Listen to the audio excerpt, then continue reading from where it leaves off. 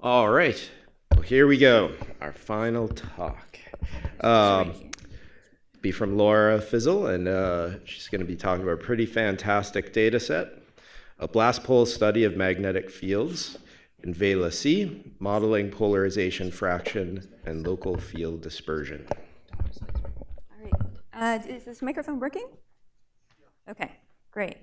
So thank you very much to Anuj for getting everybody to visualize the beer that they could be drinking instead of listening to me. I appreciate that.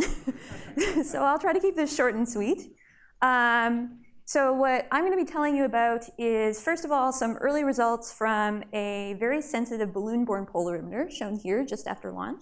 So this is BLASTPol. It operates above the atmosphere, and because it operates above the atmosphere, it can make these incredibly sensitive maps of magnetic field morphology. Okay. So you have already seen some BLASTPol data here. So Peter presented some BLASTPol work that relates to dust emission, Peter Ashton. Fabio Santos has a poster on some other BLAST results. And of course, Juan mentioned some work that he's been doing on BLASTPol HRO, so comparisons with column density structure. So I'm going to show you today is just mostly related to what we can learn about magnetic fields with some of the BLASTPol data. And then the last part of my talk is going to be telling you about a next generation version of this telescope that will be really awesome and incredibly sensitive. And I'm going to tell you how you can get data with this telescope as well, too. Okay. So I think I'm about the 50th person to show this plot at this conference. But I sort of wanted to make the point, if we lived in an ideal, kind universe, we would be able to detect the magnetic field direction and strength at all sorts of different points in the cloud, and that would be great because we could really study the magnetic field structure in molecular clouds very well. Okay.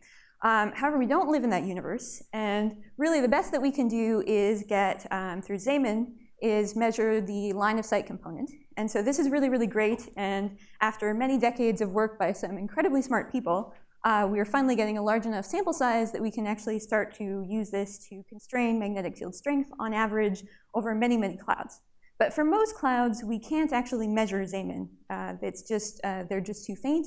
And in particular, if we want to get detailed measurements of what the magnetic field is going on in a single cloud, we really need to use a less direct method. Okay. So this is, again, the Planck measurement. So the indirect method that's mostly used is by using dust polarization to trace out the magnetic field direction. So making incredibly detailed maps of magnetic field morphology. And then we can take statistics that we measure from the polarization and then compare those against models. Okay? And that's how we can constrain the magnetic field properties of these clouds. Okay? So what we can measure is some indication of the magnetic field direction. So we can get the polarization angle, which when we rotate, we can use that to infer the magnetic field orientation projected on the plane of the sky. We can also measure the polarization strength, so the fractional polarization. And so that is sensitive to both the angle of the magnetic field with respect to the plane of sky, so the line of sight component. And it's also sensitive to, there's a bunch of other physics which is kind of buried in this F factor here. Okay? So it's sensitive to both the resolution. If you have a lot of structure in your field within your telescope beam, you're going to measure lower polarization because some of that will cancel. It's also sensitive to the dust grain properties, okay? And this can be a bit of a problem where not all of the grains are effectively aligned in all areas. So particularly in high density regions that are well shielded, the radiative torques might not be as effective as aligning the grains.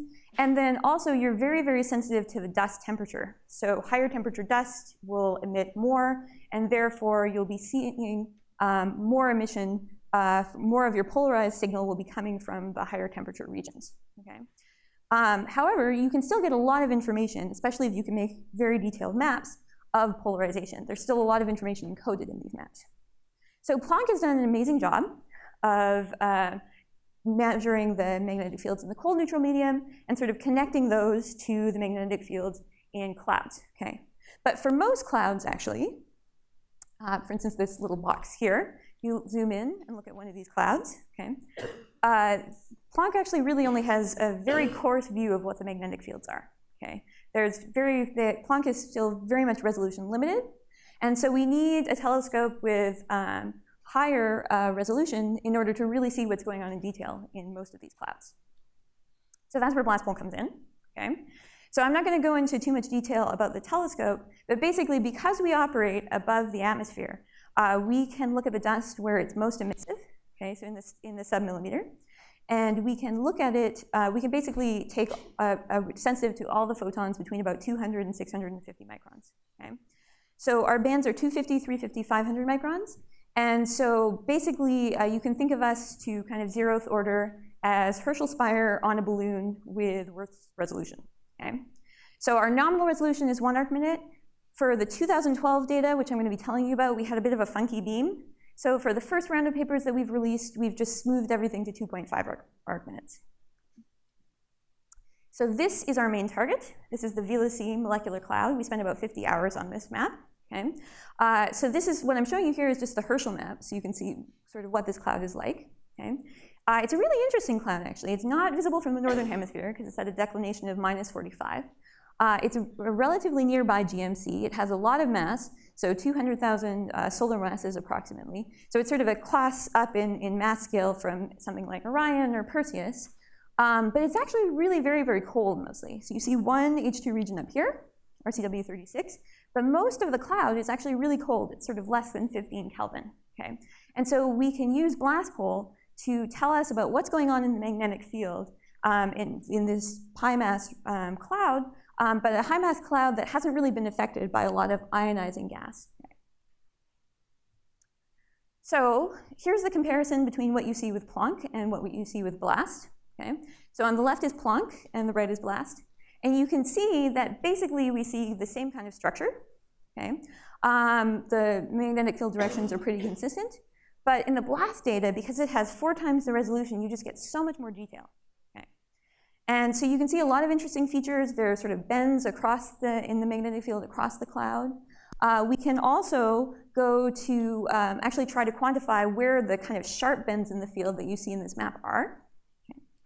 And so that's shown here. So now the background is this dispersion function. So it's the local spatial dispersion on 0.5 parsec scales, okay, in the local magnetic field direction. Okay. So that's what's shown in the color map. So magenta red means large dispersion. So basically it's picking up where there are sharp bends in the field. Over top of that, I've overlaid our BLASTPol measurements of the projected magnetic field direction. Okay. And then the contours are the total dust emission at 500 microns. Okay. So they're showing you sort of where the column density is. And so you can already see a couple of really interesting things in this map. So one is that in a couple of places we actually have sharp bends in the magnetic field near the cloud. But actually most of the sharp bends that you see don't seem to be associated with high density regions in the cloud, which is maybe not what you'd expect. You might think that the magnetic field might be bent, for instance, by the gravity or some kind of shocks, mostly where you have high density structures forming. But that's not actually what we see in the data. So we can try to be more quantitative, and because we have, really just a ton of data points. So we have like over 4,000 Nyquist sampled data points in this map. We can look at the magnetic field as a function of a couple of different variables. Okay, so one is, so what I'm showing here is actually the polarization fraction. Okay, and so the fractional polarization as a function of column density and local dispersion. Okay, so this blue is high polarization, and the red is very, very low polarization. And you can see that there are sort of clear changes in both directions. There's a clear gradient as you go to the upper right. Okay, so we see that the polarization fraction, which remember is very sensitive to the to disorder in the field. It's also sensitive to dust grain alignment. Okay, tends to decrease as you go to higher column densities. And this is, sort of understandable. What we may be seeing is that there's more magnetic field disorder as you're going to higher densities. There's more structures piled up, which might have along the line of sight, which might have slightly different field angles. It's also possible that when we're getting to these high densities, we're getting into the regime where you're sampling a lot of stuff that's very well shielded, okay? And therefore the polarization fraction is low. And then if we go look at this decrease in polarization fraction as you get to more dispersion, so where you have the sharp bends, then you would expect, it sort of makes sense that if you have the magnetic field changing direction on either side of your beam, then it's probably changing direction inside your telescope beam as well too, so maybe there's some cancellation. And it's also possible that where the dispersion is high, the magnetic field is actually pointing more towards you. So that any small deviations in the magnetic field angle, when they're projected on the plane of the sky, actually look a lot larger. So, oh, sorry, I should have mentioned this. The really cool thing about this is that because we have so many data points, we can fit as a function, just an empirical power law as a function of both of these. And we actually come up with this relation up here, okay? And what's really neat is just with this incredibly simple empirical law, we can actually detect most of the, we can actually reproduce most of the polarization structure, okay? So we can compare that with models, okay? And so not many simulators have actually done synthetic polarization observations of the polarization fraction, but one is Falsetta-Gonsalves et al. And so they found for subalphonic supersonic turbulence that if the magnetic field is in the plane of the sky, so this is just no self-gravity, no grain alignment effects, you can reproduce this, but you need the magnetic field to be in the plane of the sky. On the other hand, they cannot reproduce this lack of trend that we see between the dispersion and the column density. They see more dispersion at high column density. Okay, so I'm running out of time, so I'm going to skip over this quickly. But I just wanted to mention that we see this velocity gradient from separate molecular line data that we have. And we also see a similar gradient in the polarization fraction. So this suggests that what we might actually be seeing is some kind of gradient in some kind of shear in the cloud, so some kind of bending of the velocity structure that we are tracing with this mean this mean velocity that we're also picking up in the magnetic field. So it's suggesting some kind of correlation between the magnetic field direction and the velocity of the cloud. Okay, and so for my last 2 minutes, I just want to advertise the next generation BLAST, which is coming along soon. Okay, so basically we've rebuilt BLAST, but we've updated everything. So all new detectors, we expect a 16 times increase in the mapping speed, a larger mirror, so 7 times increase in resolution compared to what I showed you, and a longer hold time cryostat so we can take more data. Okay, so our first flight is going to be from Antarctica in December 2017, okay? And this is going to be the first balloon-borne observatory. So we're actually putting 25% of the time available for shared risk observations. Okay? So just an example of what we can do. So these are nearby, these are Herschel images of nearby clouds that are visible from Antarctica. Okay, so this is Vela C over here. So we can actually get sub 0.1 parsec resolution, so actually resolving fields on the filament scales with BLASTPol, with this new BLAST-TNG. Okay? And so for instance, in this Vela C map, these had, what I showed you had about 1,000 independent detections of magnetic field direction. With the increase in resolution, we should get about 50,000. So we'll have a huge increase in sensitivity in these magnetic field morphology maps. Okay? And then we'll also be able to map into the cold neutral medium. Okay? And also, because BLAST will really study these intermediate scales, it will be a really good bridge between Planck, and it will basically extend down all the way to the scales of ALMA. So this will be a really good data set. Okay? So how does this affect you? We're going to launch in 2017. We're eventually going to make all the data available to the community, so you will eventually get your hands on this. But we also have 25% of the time available for shared risk observations. Okay? So over the next year, we're going to have a call for proposals in January, and we'll have they'll be due May 1st. Okay, and about a month and a half later, we'll have the results. We'll help you with planning the observation. There's some trickiness associated with an observatory that drifts around in space. And we'll also provide the data reduction as well, too. Okay, here's just a quick visibility plot, because there are limits to what you can see from Antarctica.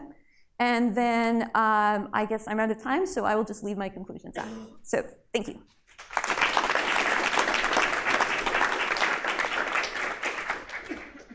Thanks a lot, Laura. Questions for Laura? Yes, Peter.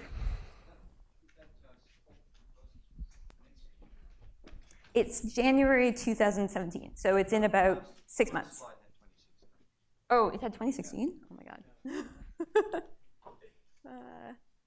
Yes, it did. Okay, that was a mistake. I will fix that for what is actually posted on the website. But yes, it's January 1st, 2017, because January 1st, 2016, we would have missed that deadline. So. More questions. Alex.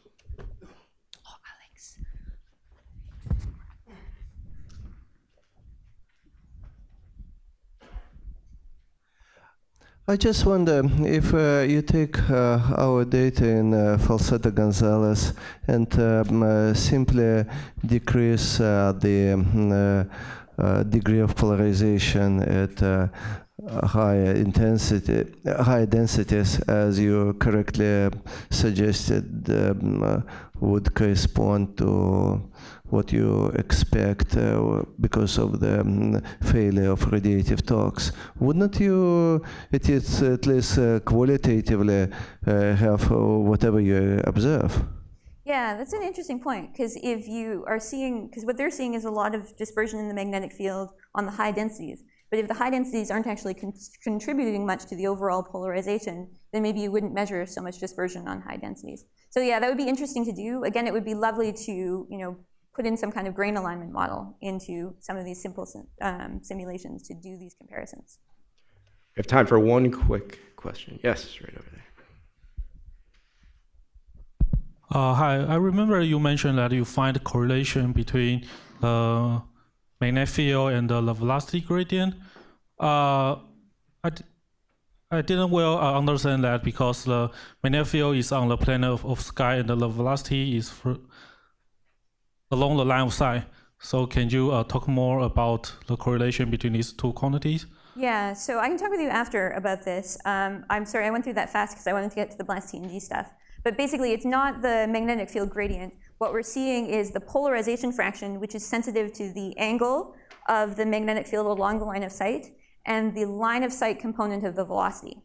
Okay, so it kind of makes sense that these two would be correlated. So you're tracing the magnetic field orientation along the line of sight and the velocity component along the line of sight. And what I'm saying is we see a correlation there, which is kind of interesting. So it's preliminary, but it's something that we're exploring now. All right, great. Well, let's thank Laura.